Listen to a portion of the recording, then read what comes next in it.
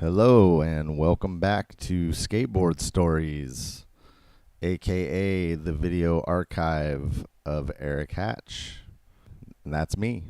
If you've been following the first 9 episodes of Skateboard Stories, you have seen footage from 1990 to 1992.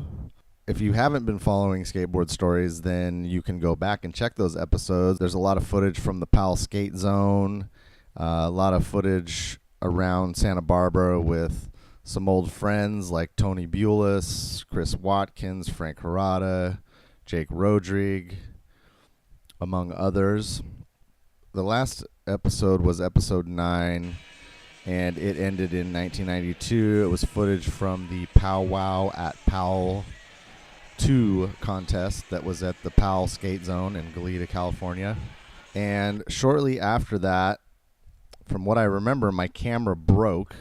And basically between 92 and 95, I didn't have a camera. What you're seeing right now is a bunch of photographs that didn't make it into the original prologue that I did for the first 9 episodes. So just some lost photos I found laying around that I decided to throw in here. If you want to see more of that, you can go back to the beginning and watch the prologue. These are photos of my buddy Mark Karlstrand and I going on trips around California, mainly Southern California. I think there may be some San Francisco shots in here. This is La Mirada with Trent Gaines and our buddy Mike. This is 1988. Anyway, my camera broke. I didn't have a camera for a few years. And in 95, I picked up a camera, I think from Johnny Oliver, and started filming again. The first stuff that I started filming was with my roommates and friends. And by that time, the Church of Skatan had started, the Shorties had started, and some of the footage that I filmed pretty much right off the bat ended up in the second church video called Hellfire Damnation Skateboarding. There was also a previous video, Who Farted, that I was all around for that time and going on trips and things like that, but I didn't film any of that, I don't think. Maybe a couple of clips.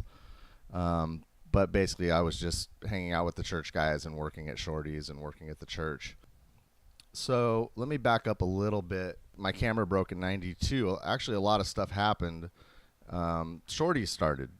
Shorty started in 92, I guess, like pretty much right after this footage. The way I remember it is that Tony Bulis was actually at the Powwow at Powell contest filming as well, and he took his footage and bought like a little home editing board, VHS style, and put together a video and had it distributed through Video Action Sports, which at the time was in Lompoc, California, I believe. And that was how you got videos out. There's no internet, obviously, so you would make these videos and then sell them to the distributor, and the distributor would sell them to skate shops all over the place. So with that money, I believe this is how it goes. We'd really have to ask Tony to be 100% positive, but from what I remember, he made the Powwow at Powell video, sold it through Video Action Sports, got the money and bought hardware and head cards and stickers, and started Shorty's right there in his living room, right across the freeway from my old house, in his house, the spot that had the ramp that Brandon Chapman had the cover of Thrasher on. That house, I would go over there, and Manabu and various other heads would be sitting on the floor counting out hardware and putting it in little baggies and stapling head cards on, and that was how Shorty started. At the time, I had a job, a normal job, just I was either working at the Shell station or at Santa Barbara Liquor, and so I didn't want to bag hardware. It didn't pay all that well, but I was there, I was around, and I'd skate, and I'd see those guys doing it. And very shortly after that, when they moved into their first little warehouse on Victoria Street, which was a tiny little one-room office, basically, I moved over there. Tony offered me a job, and I think I started part-time bagging bolts, and then shortly moved on to sales Rob Washburn and I were both doing sales in there at the time. And after that, I just kept going and did many jobs working at Shorty's over the years. So a little while after Shorty's got going, Tony decided that he wanted to expand the company. So he started making things like quickies, bearings, black magic grip tape, dodos, which are bushings for your trucks. He also connected with various people. This guy Juan, who was amazing, and he ended up cutting backpacks from scratch. He worked at a manufacturer there in Santa Barbara. I think Tony basically went there to get stuff made, and then acquired Juan very shortly after that. And they were doing, if you know Shorty's from back then, you know they did backpacks, they did all the components and everything like that. This was before the board company. And then also, once Shorty's was going, Tony decided that he wanted to open a skate shop. And I'm going to say the church must have opened in 94. I could be wrong on that. But yeah, so he opened the shop, Church of Skatan, downtown Santa Barbara. It was a block away from where it is now on Anacapa Street, Anacapa and Gutierrez. And the front of the shop was the Church of Skatan, and the back was a small warehouse, and that's where we moved Shorty's. So Shorty's was in the back, church was in the front, and that was basically the start of it. Johnny Oliver had been hired to make the Who Farted video. Great name, by the way. And things just started rolling from there. Also, around this time, 1994, the Skate Zone closed down. That was our spot for years and years and years. In the previous episodes here, you can go back and look at all kinds of photos and footage, and you know that was our hangout and our zone for many years. It closed down in 94. They just couldn't really afford to keep it open, I'm imagining. I don't think it really ever made any money anyway. It was more of a training facility than anything.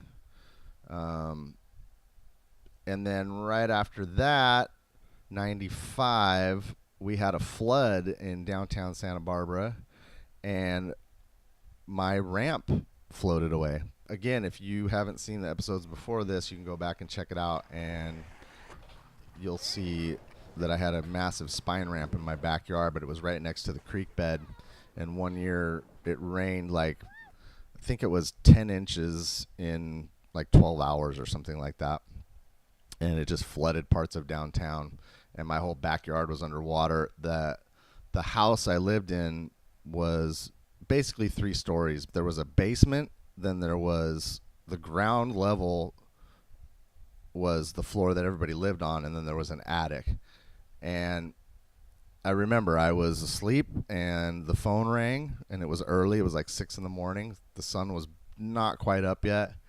And my homie Chris Orr lived upstairs in the attic, and the phone rang, and I was like, oh man, it woke me up, and I was like, who's calling so early, And I hear Chris, I can kind of hear him answer the phone, hello, and not really hear what he's saying. And then all of a sudden I hear him walking down the stairs.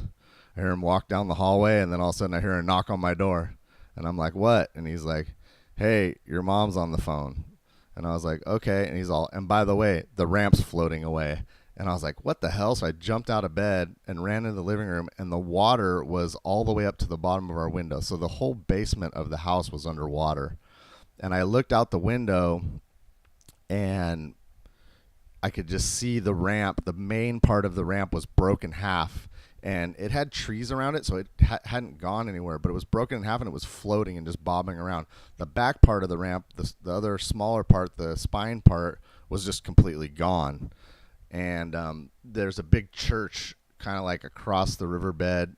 Their whole bottom floor was underwater. It was a pretty intense scene. After I saw that, I ran and knocked on all my roommates' doors and woke everybody up, and just told them maybe they want to get some stuff out of the house, and who knows if it was going to go sliding off into the river or whatever. But it ended up not doing that, which is amazing because it was basically made out of sticks. The house is gone now. They tore it down years ago because it was just a pile.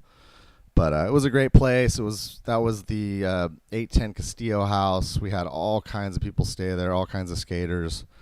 You'll see more of that footage coming up here, because this stuff, the footage starts basically after the ramp got destroyed, but we still lived in that house for, I think, a couple of years after that, with people like,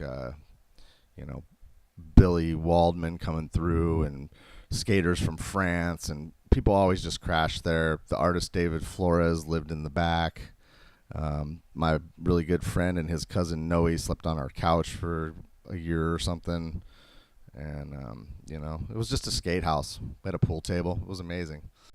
So anyway, the skate zone was gone. My ramp was gone. But Shorty's was started. The church was started.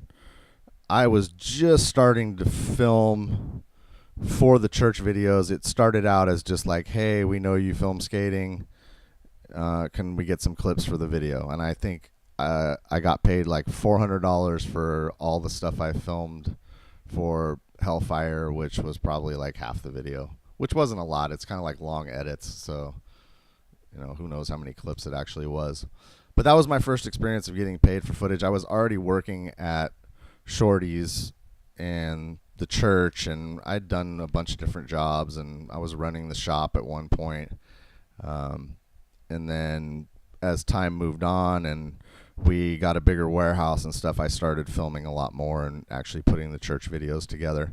But the stuff that you're going to see coming up here is 1995. You're going to see people like Carl Nunez, George Nagai, Jake Rodrigue, Ricky Higgins, Tony Two, Dylan Gardner. I mean, I'm probably leaving people out, but you will see them. And there's a lot of stuff coming up. This is just the tip of the iceberg for the 95. So I got about 10 episodes coming. And that's not even, there's probably another 20 of 95. So there's a lot coming. But it's rad. It's really cool to watch all this old footage and a lot of stuff that didn't make it in the videos, and, background stories and people just ripping. All these dudes ripping. Carl was on a mission. You're going to see that. It was like he was tearing at that time. So that's about it to bring you guys up to speed. The new episodes are on their way, and episode 11 should be out in the next week or so. And in the meantime, I'm going to post up the first Church of Skatan video, Who Farted, and I will also be posting up other church videos in the order they were made as time goes on. So check out the Who Farted video and keep an eye out for the next episodes of Skateboard Stories coming soon. Thanks for watching. Hope you enjoyed, and peace.